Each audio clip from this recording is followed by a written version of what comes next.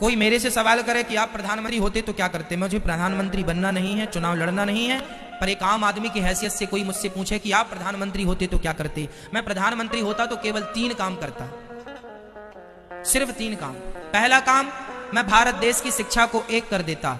चाहे उत्तर प्रदेश में पढ़ो, चाहे यूपी में पढ़ो, चाहे बिहार में पढ़ो, चाहे गुजरात में पढ़ो, चाहे राजस्थान में, चाहे पंजाब में, एक देश एक शिक्षा। नेता का बेटा भी वहीं पढ़ेगा और मजदूर का बेटा भी वहीं पढ़ेगा। ये शिक्षा, ये प्रधानमंत्री मैं होता तो मैं पहले देश की शिक्षा को एक करता। दूसरा, मैं सारे हॉस्पिटलों को तंदुरुस्त करूंगा पहले तो, कि पूरे देश में कोई बीमारी से ना मरे। हर क्षेत्र में, हर जिला में ऑक्सीजन बनने की सुविधा हो, हमें ऑक्सीजन की सप्लाई बाहर से ना करनी पड़े, हम ऑक्सीजन खुद बनाएंगे। हम देश में खुद जो जरूरत है, आवश्यकता है।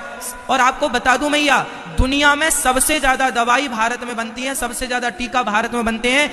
यहां तक कि पोलियो का टीका भारत में बना, वर्तमान में कोरोना का टीका भारत में। हमारे देश में टैलेंट की कमी नहीं है। हम मुंह नहीं ताकते कि भैया तुम कोरोना का टीका हमें दे दो, तुम चूल्हे में जाओ, हम खुद बना लेंगे। भारत टैलेंटेड व्यक्ति है, भारत के अंदर टैलेंट की कमी नहीं है। हमने सारी दवाइयां बनाई। आज पहले वो होती थी ना, दाग दाग हो जाती तो उसका टीका लगता। आज बच्चों को जितने टीका लगते हैं उनमें 90% टीका भारतीय टीका है और सबसे सस्ते हैं और उपयोगी हैं। हम भारतीय लोग ना दवाई भी खूब बनाते हैं पर इलाज नहीं दे पा रहे हैं क्योंकि नीतियां खराब हैं।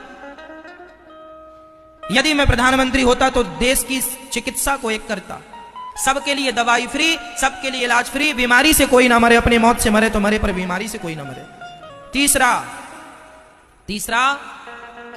तीसरा, यदि प्रधानमंत्री हम होते, आम पब्लिक से पूछा जाए कोई कि आप होते प्रधानमंत्री तो क्या करते, मेरा तीसरा काम नदियों को नदियों से जोड़ना। यदि आज नदियों को, बड़ी नदी को छोटी नदी से जोड़ दिया जाए तो जितना पानी बह के समुद्र में जाके खारा हो जाता है। छोटी नदी सूखी पड़ी है, बड़ी नदी का पानी बहता जा रहा है। अरे बड़ी नदी को छोटी नदी से जोड़ देने से और छोटी को और छोटी से जोड़ देने से और छोटी को और छोटी नदी से जोड़ देने से क्या होगा कि भारत में फसल ज्यादा होगी। आज जहां पानी है वहां का किसान तो सुखी है, पर जहां पानी नहीं है वहां का किसान आत्महत्या कर लेता है पानी ना होने के कारण। इसलिए यदि नदियों को नदियों से जोड़ दिया जाए तो लाखों किसानों का फायदा होगा और जो पानी का लेवल नीचे चला गया, पानी का स्तर, वह पानी ऊपर आ जाएगा और पानी की समस्याएं खत्म हो जाएंगी और देश को पानी मिल जाएगा। आज हमारे भारत में बहुत सारे जिला ऐसे हैं जिसमें चेन्नई का नाम सबसे आगे है कि वो सूख गई है। 2000 फीट नीचे भी पानी नहीं है। कल को आपके शहर की बारी है जहां खोदने से पानी नहीं होगा। कल आपके पास पैसा बहुत होगा मेरी माँ, पानी नहीं होगा। आज 20 रुपए लीटर पानी बिकता है और अच्छा पानी 50 रुपए लीटर बिकता है। वो दिन दूर नहीं जब 1000 रुपए लीटर पानी बिकेगा। यदि आज नहीं जागे, नदियों को नदियों से नहीं जोड़ा, पानी नहीं बचाया, तालाबों का संरक्षण नहीं किया तो वो दिन दूर नहीं जब 1000 रुपए लीटर तुम पानी पियोगे और तुम्हारी औलाद तुम्हें गाली देगी कि हमारे देश के हमारे माँ बाप ने क्या किया, पानी तक नहीं बचाया। आने वाला भारत प्यासा रहेगा यदि आज नहीं जागे तो।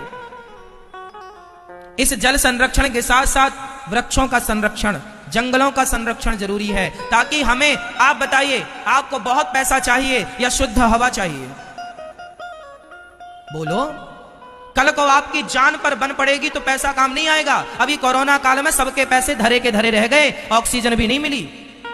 ये पैसा सब कुछ नहीं है मेरी माँ, जिंदगी सब कुछ है, हवा सब कुछ है। इसलिए भारतीयों को शुद्ध हवा मिलनी चाहिए और शुद्ध हवा तब मिलेगी जब जंगलों का संरक्षण होगा, जंगल बचेंगे, वृक्ष लगाए जाएंगे। रोड के नाम पे करोड़ों वृक्ष काटे जाते हैं, बताओ लगाए कितने जाते हैं?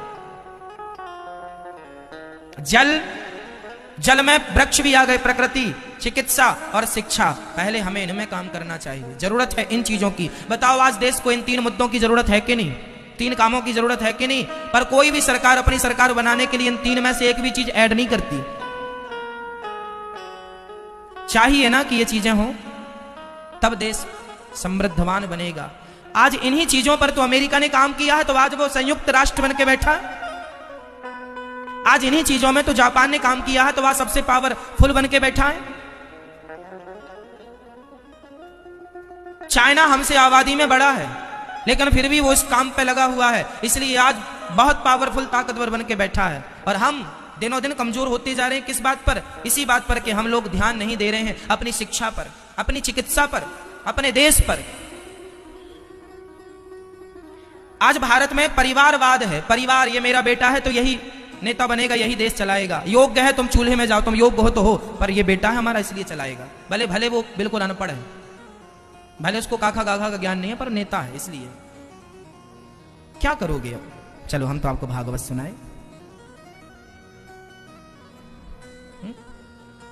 ये तो देश की बातें हैं मैया, ये तो मेरी चिंता है कि मेरा देश समृद्धवान बने। मैं चाहता हूं कि आप पढ़े लिखे हो, मैं चाहता हूं आपके घर भी कभी चूल्हा ना बुझे, मैं चाहता हूं कि आपके पास भी एक गाड़ी हो, मैं चाहता हूं कि भारत के मजदूर के पास भी कम से कम एक खुद का घर हो, खुद की गाड़ी हो, खुद के लिए बढ़िया पहनने के कपड़े हो, खुद शिक्षित हो। मैं ये चाहता हूं गरीब से गरीब आदमी शिक्षित हो।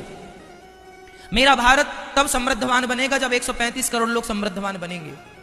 गरीबी बहुत देखी है माँ, बहुत गरीब है मेरा देश। आज भी लोगों के पास खाने को रोटियां नहीं है। कुछ लोगों के यहाँ कुत्ते बिस्किट खा रहे हैं, और कुछ लोगों के यहाँ बच्चों को खाने को रोटियां नहीं है। बहुत दर्द आप लोगों में पता नहीं किस किस ने देखी गरीबी। मैंने बहुत नजदीक से देखी है, मैं बहुत करीब से जानता हूं गरीबी का दर्द क्या होता है। इसलिए मुझे चिंता रहती है कि कब मेरा देश, सबके घर में कब गाड़ी होगी, सबके घर में कब खुद का घर होगा, सबके घर की खुद की छाया, खुद का सब कुछ होगा, सब सुखी हो, समृद्धवान। सर्वे भवन्तु सुखिनः सर्वे सन्तु निरामया, सब सुखी रहें, सब निरोगी रहें।